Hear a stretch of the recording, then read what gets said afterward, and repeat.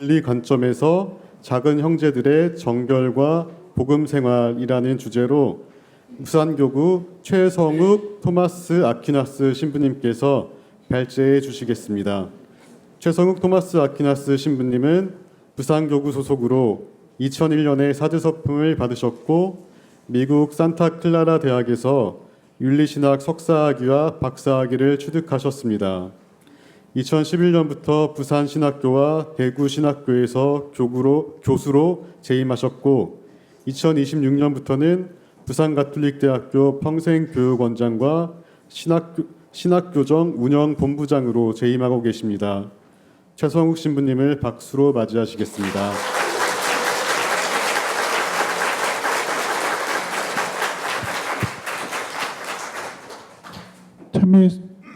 찬미 예수님.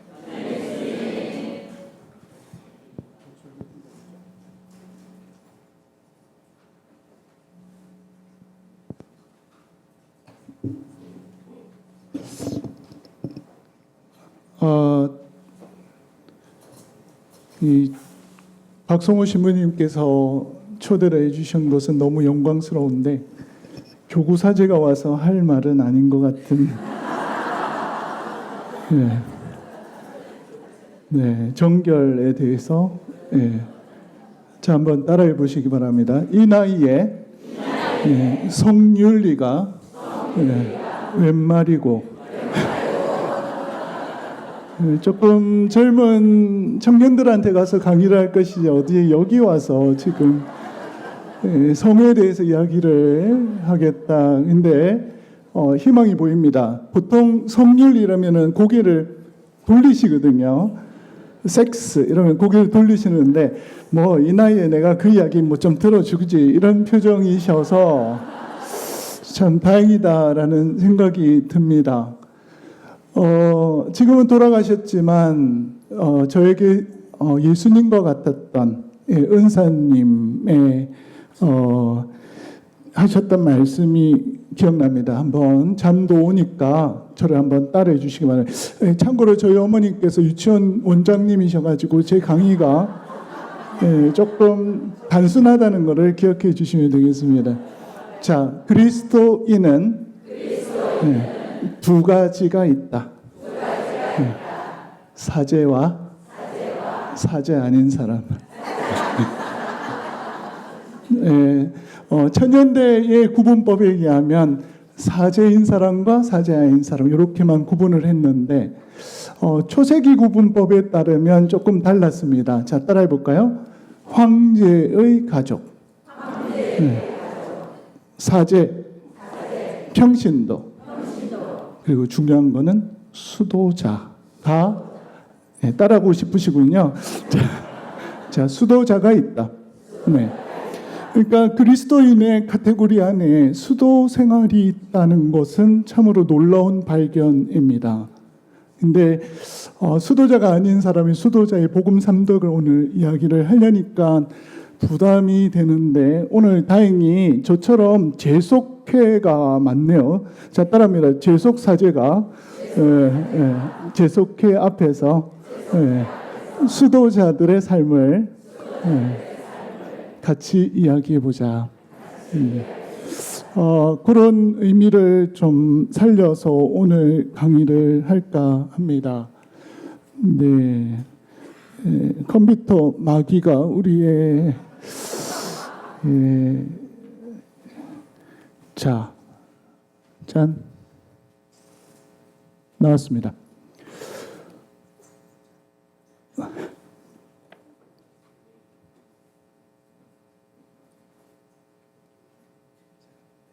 네.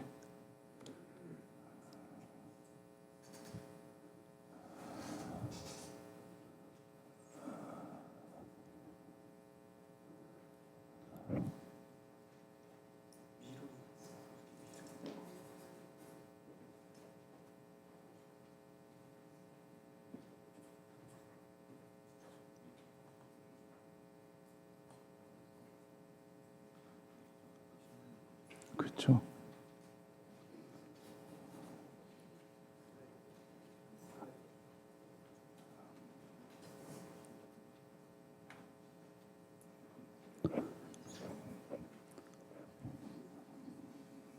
예, 이혼 당한 컴퓨터가 다시 돌아왔습니다. 제가 나눠보고 싶은 주제는 현대의 성윤리 관점에서 작은 형제들의 정결과 복음 생활입니다. 인준받은 수도 규칙을 중심으로 살펴볼 텐데 결론부터 말씀을 드릴까요? 따라해 보실까요? 성윤리란 자, 섹스에 관한 것일까요? 아닐까요? 아니라고 대답하시면 됩니다. 네. 행위로서 윤리 혹은 죄가 되느냐, 죄가 되지 않느냐, 혹은 법을 잘 지키느냐의 주제가 성도덕이라고 생각을 우리는 자주 하는데 현대의 변화된 성윤리의 관점에서 볼 때 성윤리란 자 따라합니다. 따라합니다. 성윤리란 네, 그거는 따라하는 게 아니었는데 자 원수이신 배우자님 감사합니다. 옆에 보시면서 당신 덕분에 힘들었고 힘들다 보니 기도를 했는데 기도하다 보니 예수를 만났고 우리 가정이 억지로 지켜졌습니다. 원수이신 배우자님 감사합니다. 네. 자, 한번 크게 웃으시고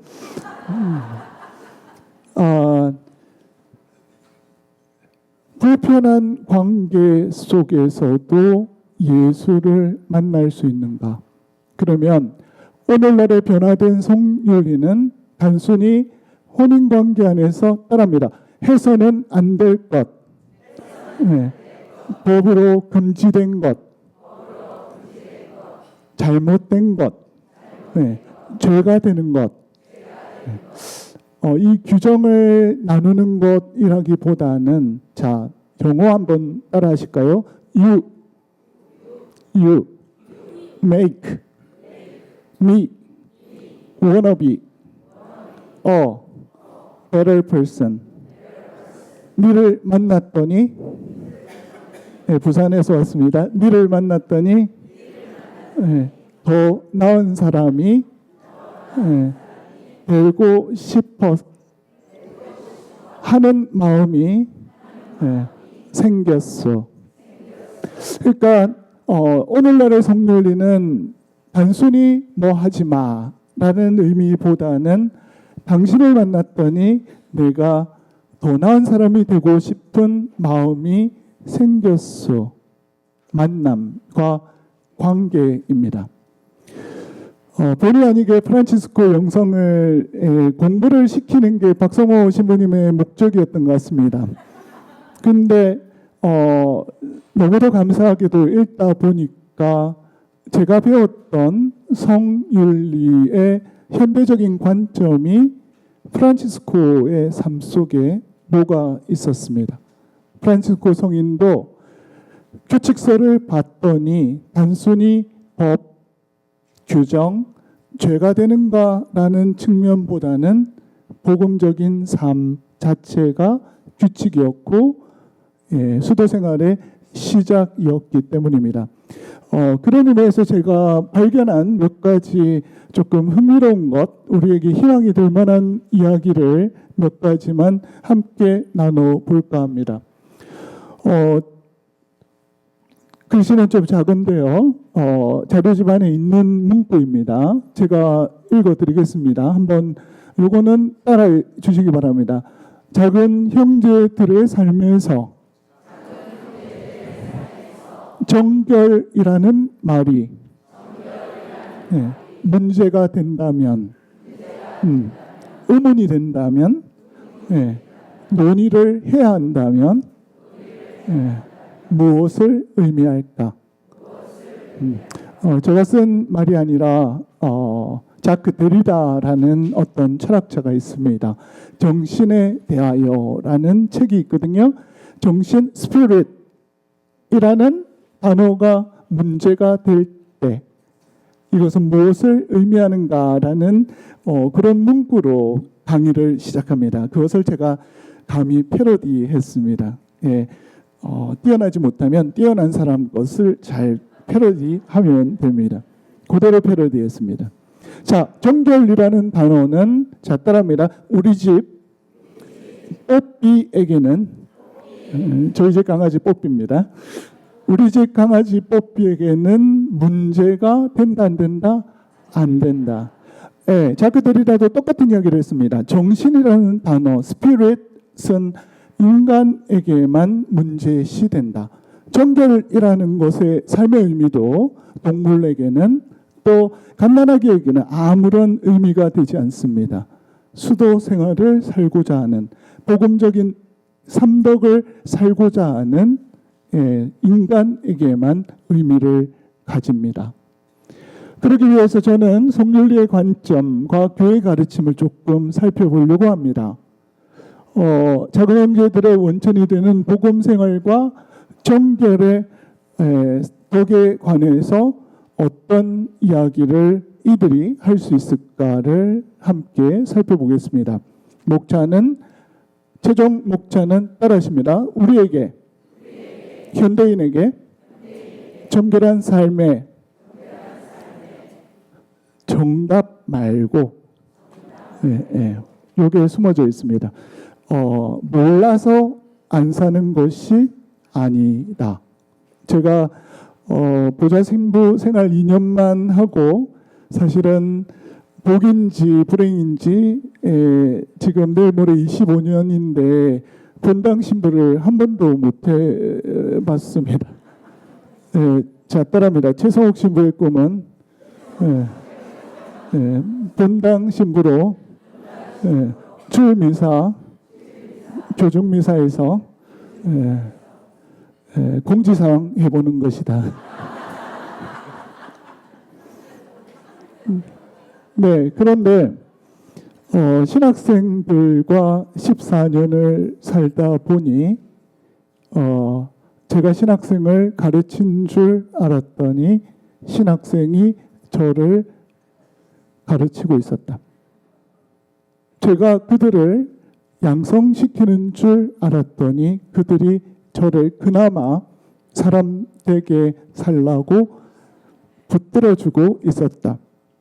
정결에 대한 정답이 문제가 아니라 어떻게 하면 이미 알고 있는 그러나 실행이 안 되는 그 삶의 의미를 우리가 찾을 수 있을까?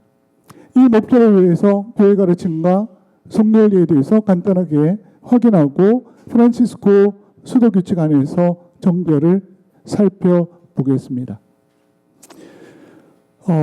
제 은사님은 덕의윤리학 전공자입니다. 덕 하면은 무엇이 떠오르십니까?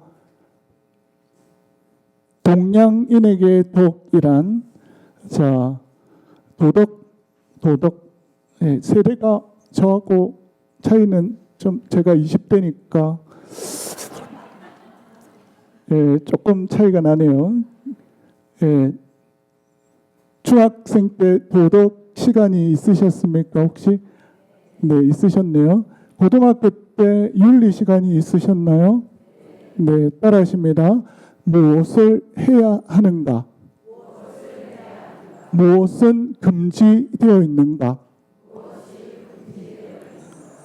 중학교 때는 도덕을 배우고 어떤 사람이 될래? 윤리. 어떤 사람이 될래? 윤리. 자, 따라합니다. 중학교 때는 하지 마. 행동 중심의 도덕을 배우고, 고등학교 때는 너의 꿈이 어떤 사람이 되는 것이니? 라는 따라합니다. 윤리를 배운다. 도덕과 윤리를 이렇게 짧은 시간 안에 설명해 드린 것을 영광으로 생각합니다. 자, 참고로 따라합니다. 참고로 초등학교 때는 바른 생활을 배운다. 자, 앞에 보시면 덕의 윤리학입니다. 윤리와 도덕. 따라합니다. 행위 중심, 죄 중심, 법 중심. 이 아니라 관계 중심, 인간 중심, 덕 중심으로 윤리 신학이 변화했습니다.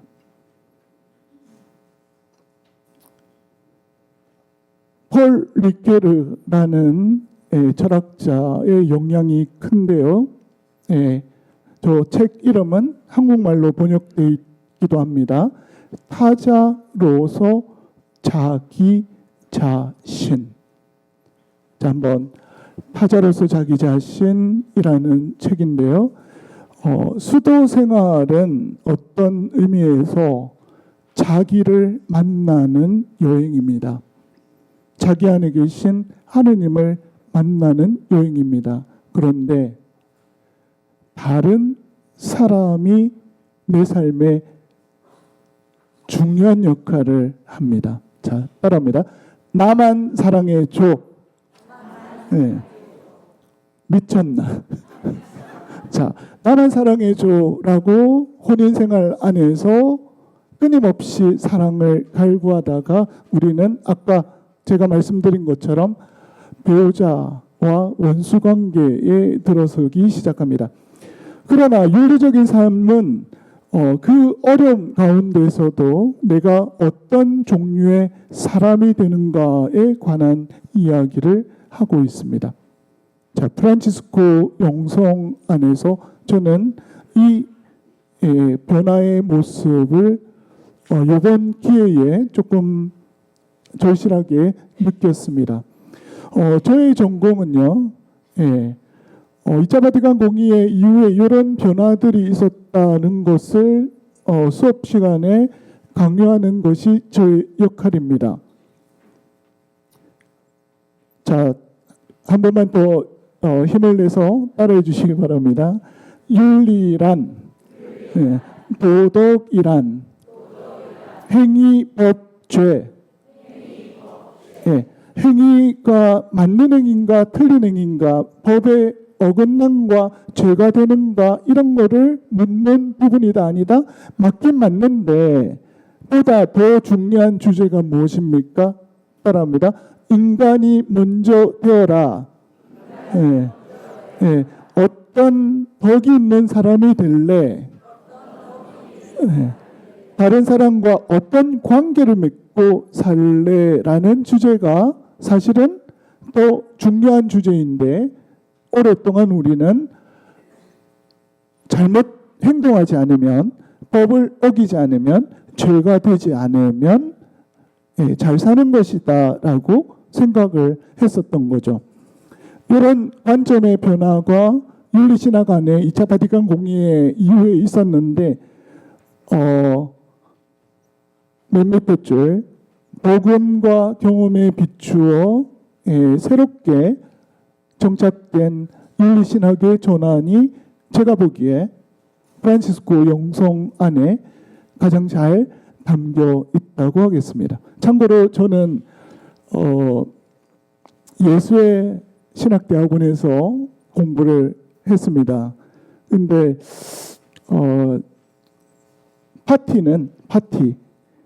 파티는 프란시스칸 스쿨에 가서 했습니다. 공부는 이냐시안 식으로 했는데 놀 때는 프란시스칸 스쿨. 가장 인간미 있는 제 은사님은 캐넌 오스본 신부님이십니다. 오스본 신부님이 아니었으면 오늘 이 자리에 안 온다 했을 텐데, 오스본 신부님을 기억하면서 오늘 강의를 합니다. 요거는 간단하게 여기까지만 제 전공인데 곁다리로 조금 설명해 드릴까 합니다. 자, 현대의 변화된 성윤리는 단순히 어떤 행위가 죄가 되느냐, 법에 어긋나느냐에 관심이 있다 없다? 없고 오히려 사회적인 영역에 관심이 있다. 오히려 성의 절제와 초월적인 하느님과의 만남의 영역에 성이 굉장히 관여하고 있다는 사실을 강조하고 있다. 자, 따라합니다. 최성옥 신부는 섹스 박사이지만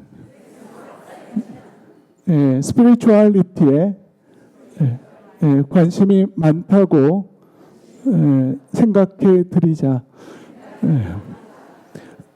그래서 사실 성윤리를 전공을 하면서 교구 신부가 왜 성에 대해서 공부를 했나라는 이야기를 많이 들었는데 따라하십니다. 이것은 교구장님의 선택이었다. 자, 여기까지가 제 영역에 대한 조금 설명이었는데 성윤리에 대한 조금 지금까지 우리가 생각하고 있는 선입견을 조금 바꿀 수 있는 계기가 되었기를 바랍니다.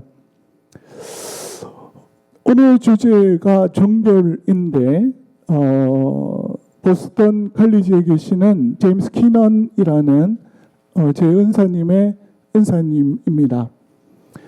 버추 에틱, 아까 폴 리케르의 영향을 받아서 독일 윤리학을 가톨릭 윤리신학 안에 접목시킨 분으로 알려져 있습니다. 이분이 쓴 Virtue Ethic and Sexual Ethic이라는 2000년대 초에 소논문이 있는데 거기에 정결 파트가 나옵니다. 이분은 전통적인 성윤리가 모두 정결이라는 단어로부터 시작을 했지만 그것으로 우리가 조금 충분할까? 오늘날 정결은 어떤 의미가 있을까를 이야기하면서 딱 이렇게 요약을 하고 있습니다. 자, 이거 한번 읽고 긴 문장이니까 한번 같이 읽고 설명해 드리겠습니다. 자, 따라합니다. 성이라는 선물이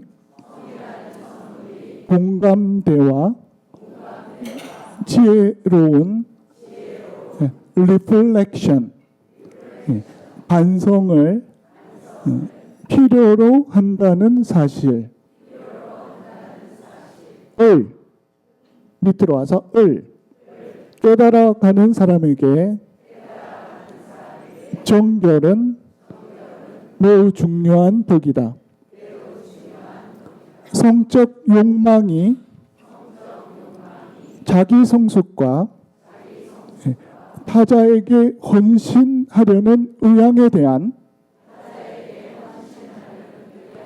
현실적인 평가로 점검받을 필요가 있다는 사실을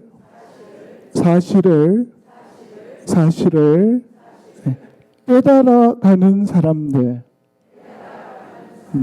깨닫고 싶은 사람들에게 정결은 매우 중요한 덕이다.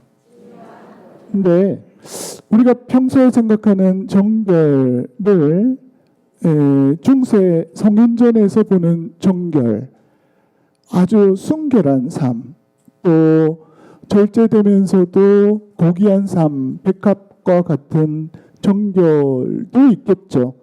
그런데 오늘날 성윤리가 말하는 정결에 대한 제임스 키넌의 관점과 있다가 프란치스칸 영성 안에서 정결, 특히 2장 4절, 인준받은 규칙서 2장 4절에 나오는 입회 조건에 저에게는 굉장히 특이한 관점이 발견되는 것과 비교해 드릴 텐데요.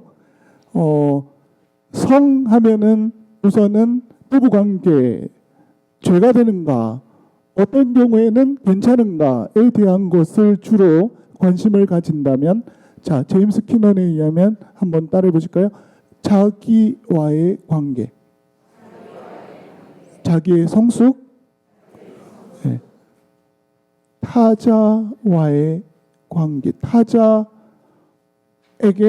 내가 헌신하려는 마음이 있는가? 타자와의 관계, 나와의 관계, 타자와의 관계.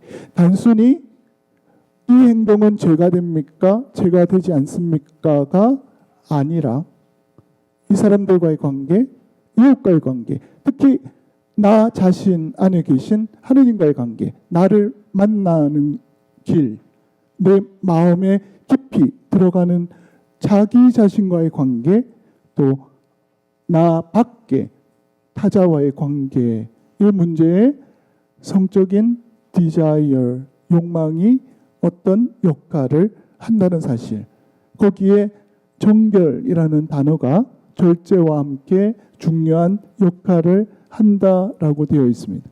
이거를 기억하시고 나중에 저보다 더 익숙하신 프란치스칸의 영성에 한번 이 대목을 연결시켜 보시겠습니다. 자, 그런 의미에서 제 은사님인데요. 성이라는 단어를 조금 다르게 표현합니다. 이것도 한번 조금 익숙하지 않은데 나중에 도움이 되시겠다 싶으면 자료집을 확인해서 한번 기억해 보셔도 좋을 것 같습니다. 자, 섹슈얼리티 번역하면 성입니다. 섹스가 아니라 섹슈얼리티입니다. 젠더가 아니라 섹슈얼리티입니다. 섹슈얼리티라는 용어는 따릅니다. 육체적으로, 보편적으로 우리 인간이 다른 사람 말고 자기 자신을 어떻게 이해하는지, 그리고 따릅니다. 타자와 내 자신이 어떻게 연결되는지, 자, 이것을 통해서 무엇이 형성됩니까? 인간성 전체가 뭐 됩니까? 영어로 formation, 양성됩니다. 어떤 사람의 종류로 커갑니다. 구성됩니다. 양성됩니다. 형성됩니다. 완성된 게 아니라 완성되어 갑니다. 수련받습니다. 성장해 갑니다. 거기에 섹슈얼리티가 광범위한 영역과 문제를 표현하고 있더라. 그래서 성은 초세기 그리스도교 영성에서 성에 대한 절제와 성에 대한 극기와 그런 주제들은 영성생활에 많은 영역을 차지하고 있었습니다. 그런데 우리는 성이 인격적인 성숙의 문제에 깊이 관여하고 있다는 사실을 인지하면서, 자요, 앞을 보시면 1장 1절에 수도원 규칙, 인정받은 수도 규칙의 1장 1절, 저보다 익숙하시죠? 우리 주 예수 그리스도의 거룩한 복음을 실행하는 것, 복음을 사는 것, 그것이 우리의 목표입니다. 그런 의미에서 단순히 금욕과 금지를 우선시했던, 한번 따라해 주실까요? 금욕과 금지를 우선시했던, 전통적인 의미에서 정결을 출발점으로 삼는 전통적인 성윤리로 충분한가? 충분하지 않다라는 이야기입니다.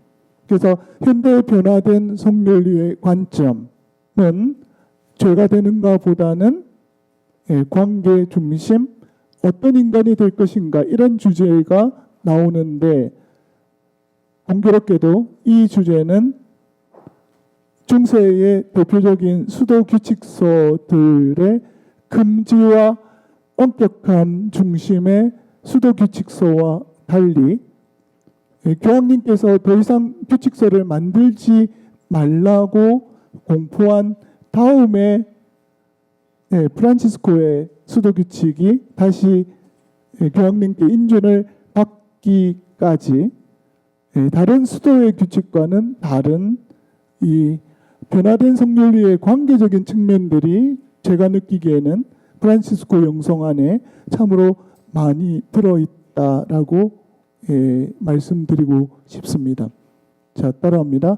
프란치스코 수도 규칙은 중학생들의 도덕이 아니라 그 이상의 관계를 담고 있는 윤리의 영역이다. 그렇게 말씀을 드리겠습니다. 이분은 새로운 관계에 입각한 사주덕을 제안한 분이시기도 합니다. 자, 요거는 그냥 읽고 넘어가겠습니다. 자기와의 관계, 타자와의 관계, 사회와의 관계, 셀프케어. 자, 따라합니다. 자기 배려, 피델리티, 신의, 사회 정의는 저스티스입니다. 이렇게 세 가지 덕을 새로 마련했는데요.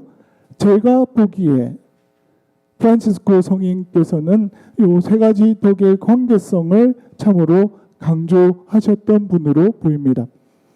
자, 입회 조건입니다. 자, 요게 제가 보기에는 성윤리 전공자가 보기에는 특이한 규칙 조항입니다. 전혀 표정이 특이해 보이지 않아 보인다는 표정이신데, 자, 뭡니까?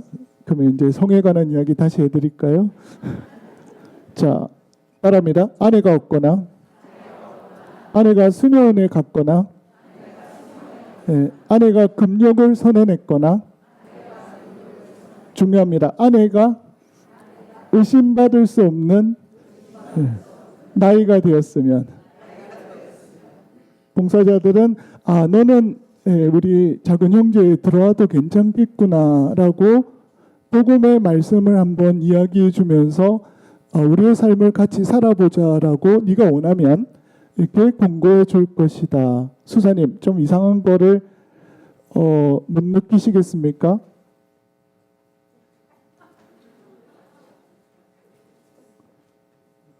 이상 안 해요? 요즘 수도의 입회 조항에, 신학교 입회 조항에 아내가 없거나 아내가 수녀원에 들어갔거나 금욕을 선언했거나 아내가 의심받을 수 없는 나이가 되었으면 교구장은 신학교에 입학하도록 권한을 허락해 줄 것이다. 이런 조항이 있다면 조금 특이해 보이지 않겠습니까? 제 눈에만 특이합니까? 같이 특이해 보신다고 좀 쳐주십시오. 자, 저기에 리플렉션을 한번 해봅시다. 반성을 한번 해봅시다. 저기에는 우리가 상상할 수 있는, 저만 상상하는 것 같긴 하지만 중세 성인, 따라합니다. 중세 성인전에 등장할 만한 한국 순교자들의 성인전에 등장할 만한 정결을 끝까지 지키는, 순결을 지키는 동정녀의 담론과는 프란치스코 입회 조항하고는 같다 다르다 대답하지 마십시오. 다른 느낌이 있다. 도구 생활을 해봤는가가 기준이 아니었다. 오늘 여기에 대다수는 평신도이시면서 재속사제의 강의를 듣고 계신 여러분께 희망을 드립니다. 아무도 반응이 없네. 혼인을 했었나 하지 않았나가 기준이 아니라 오히려 아내로부터 자유로운가. 저 진짜 엄청난 이야기인 것 같습니다. 아내로부터 자유로운가가 입회 기준이었다. 조금만 더 해석을 해보면 저는 전체 주제가요. 프란치스코 교황님 돌아가셨는데 저한테 자꾸 전화가 오는 것 같습니다. 조금 이따 전화 드린다고 말씀해 주시기 바랍니다. 뭐 하려고 그랬지? 부부 생활을 했었나 하지 않았나가 기준이 아니라는 사실입니다. 그런데 한 번만 더 곱씹어서 생각을 해보면 아내가 없다는 것은 우리가 생각하는 관점의 아내가 없음과 조금 다를 수 있습니다. 자, 따라합니다. 아내가 있으면 사제에게, 아내가 있다면 최성욱 신부에게, 사제에게 1139년 사제 독신제가 완성되기 전에 서품 받는 바람에 운 좋게 결혼할 수 있었던 최성욱 신부에게 1139년 수도 사제가 되는 바람에 결혼할 수 없었던 박성호 신부님과 차이점은 주교님이 장상이 광주 신학교 가라 하면 갈 수 있는데 최성욱 신부는 대구 가라 했더니 제 부인이 대구 가서는 못 산다 합니다. 이렇게 이 차이가 자신의 물질과 가난과 순종이라는 주제와 정결은 연결되어 있더라. 제가 설명해 드릴 수 있는 것은 정결 그 자체보다는 정결의 덕은 왜 인존받지 않은 규칙서에서는 두 번째 조항으로 등장했지만 인존받은 규칙서에서는 세 번째로 늦춰졌을까도 중요한 것이 아니고 정결은 그 자체로도 의미가 있겠지만 복음적 삶의 결실로 열매로 정결이 드러난 것이겠지만 정결은 가난과 순명과 긴밀하게 연관되어 있을 것이다. 그런 의미에서 저 입회 조항은 저에게는 따라하십니다. 저에게는 희망이 되는 충격이 되는 요소라고 할 수 있겠습니다. 교회 가르침은 간단하게만 보겠습니다. 요 조항들이 있는데 두 번째 정결의 모범은 그리스도이시다 라는 저 조항은 제가 보기에 프란치스카의 영성에서도 도움이 될 수 있는 주제라고 생각합니다. 이 조항을 오늘 꼭 기억하고 집으로 가시면 좋겠습니다. 작은 형제들의 수도 규칙과 생활은 이러합니다. 1장 1절의 첫 시작이 순종 안에서 소유 없이 정결 안에 살면서 거룩한 복음을 실행하는 것입니다. 제가 말씀드린 것처럼 가난과 정결, 순종과 정결, 그리고 세 가지를 꼭 맞추고 싶은 저의 MBTI 상의 TJ라서 세 개를 꼭 만들어내고 싶은 생각에 설교와 정결이라고 요거는 뭐 반박하셔도 상관없습니다. 설교와 정결이 연결돼 있다라고 이렇게 한번 적어봤습니다. 설교할 때 백성에게 감화를 줄 수 있도록 숙고하고 순수한 말, 저 단어가 정결과 같은 어원의 단어를 쓰고 있기 때문에 순수한 말을 쓰는 일과 정결한 삶은 연결되어 있을 수밖에 없다. 설교를 하려면 말만 잘한다고 사람들의 마음이 움직이는 것이 아니더라. 제가 신학교 생활을 통해서 배운 거 한 가지만 나누어 드리면 신학생들은 마음이 떠나면 아무것도 하지 않는다. 이제 마음이 같이 머무르면 더 힘든 일도 이루어진다. 근데 그 마음이 함께하는 것에는 단순히 좋은 말로만 가능한 것이 아니더라. 제가 짧게나마 읽으면서 특이점을 느꼈던 것은 정주하지 않는 프란치스코의 작은 형제의 그 삶의 지침이었습니다. 쓸데없는 이야기지만 한국에서 석사를 할 때 이현학 신부님 때문에 우연찮게 제 석사 논문 주제는 바실리오 형제 공동체에 관한 마음의 순수함에 대한 주제였습니다. 근데 교구사제가 어떻게 하다 보니 이 수도자들의 회 수도의 영성을 공부했는데 그때 읽었던 종주와 공동체 중심의 그 회 수도의 영성과 이번에 기회에 읽게 되었던 프란치스코의 순회 설교와 떠나는 삶, 나그네 된 삶, 그리고 평신도 설교라는 그 주제가 회칙안에 들어있다는 사실이 저에게는 굉장히 놀랍게 다가왔습니다. 기존의 수도회와는 많이 차별되는 주제가 담겨 있다라는 생각을 하게 되었습니다. 그런데 그 차별성이 이 정결과도 분명히 연결되어 있을 수밖에 없다라는 것입니다.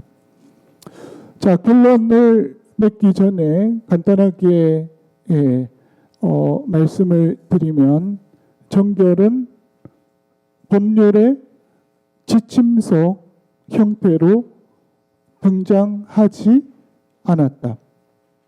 정결은 복음 생활의 열매로 등장한 것이다. 자, 한번 따라해 주실까요? 정결의 규정이 먼저 있고 너는 이렇게 살아야만 해 하고 복음 생활이 있은 것이 아니고 규정이 있고 복음 생활이 있은 것이 아니고 복음 생활이 있고 정결이 드러나는 것이다. 제가 나눠드리고 싶은 사실 한마디가 있다면 이 차이점을 리플렉션 했다는 점입니다. 저에게는 로마에서 공부한 것이 아니기 때문에 규정 중심, 행위 중심, 법 중심, 문헌 중심의 윤리 도덕에 익숙하지 않습니다.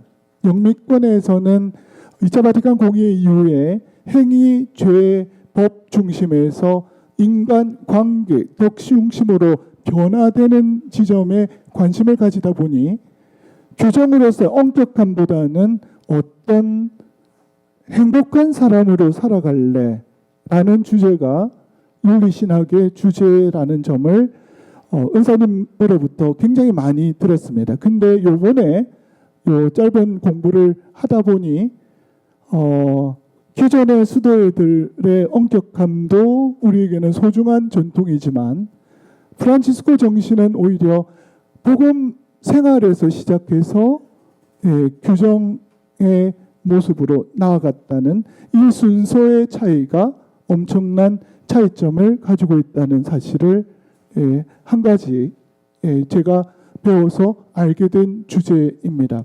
그리고 정결은 단순히 독립해서 존재하는 어떤 복이 아니라 가난과 순종이라는 두 가지 덕목과 함께 연계해서 등장하고 열매를 맺고 있다는 사실도 제가 발견한, 그러나 이미 알고 계신 그런 주제입니다.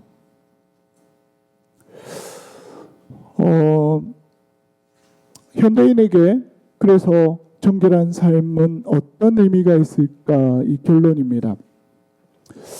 가톨릭 교회 교리서를 보면 특이하게도 2349항, 따라합니다. 2349항. 정결을 지켜야 하는 사람은 세 사람이 있습니다. 남편 말고 예, 아내들, 과부들, 예, 처녀들입니다. 찬성하십니까? 반대하십니까? 반대하십니까?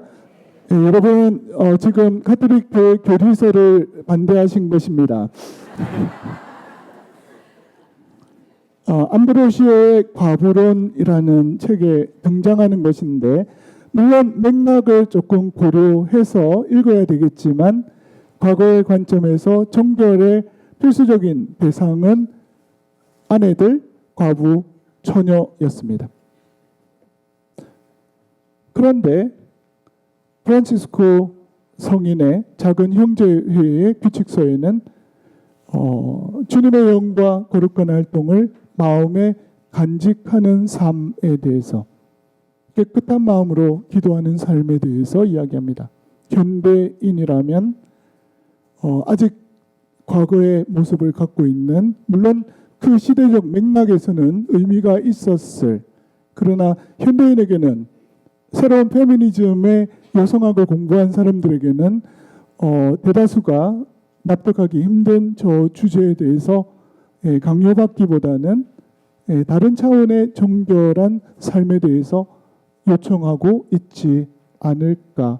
그런데 공교롭게도 그 요청이 프란치스코의 삶을 닮았다는 것이 제가 주장하고 싶은 주제입니다. 제 리플렉션 페이퍼를 몇 개 써봤습니다. 현대인은 도덕이 없습니다.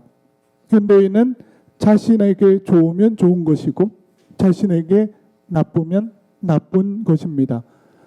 자료집을 나중에 한번 보시면 그런 현상을 맥킨타이어라는 철학자는 정서주의라고 표현했습니다. 정서주의에 빠진 현대인은 전통적인 정결 개념과 가톨릭 교회 교리서가 인용하고 있는 방금 읽었던 암브로시오의 과부론의 영향을 받을까 안 받을까? 대답은 안 받을 것 같다. 관심이 있을 것 같다? 관심이 없을 것 같다. 그런데 받지 않을 것이다. 그런데 이런 현대인도 예수 그리스도의 거룩한 복음을 실행하는 것 그 자체에 관심을 가져보자라고 하면 마음이 조금 달라지지 않을까라는 생각을 해봤습니다. 두 번째 리플렉션은 한번 따라해 보실까요? 정결의 의미에 대해 제임스 키넌과 프란치스코 사부가 함께 티타임을 했다면 뭐라고 대답했을까? 자기 돌봄에 충실해라 라고 제임스 키넌이 대답을 했을 텐데 프란치스코 성인이 오늘날 입회 조건으로 물어본다면 자네는 돌싱인가?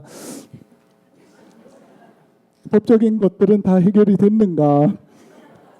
라고 혹시 묻진 않았을까라는 상상을 해봤습니다.